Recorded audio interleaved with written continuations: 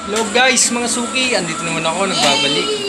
So, may tuturo na naman ako sa inyong isang lutong Bicol din talaga. Masarap na masarap to. Hulaan nyo ano to. Hindi, sabihin ko na. Kamoteng kahoy yan.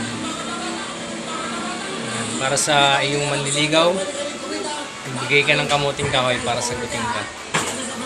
Joke lang. So, magluluto tayo niyang gata. Yan. Kailangan natin ng sibuyas, bawang yun.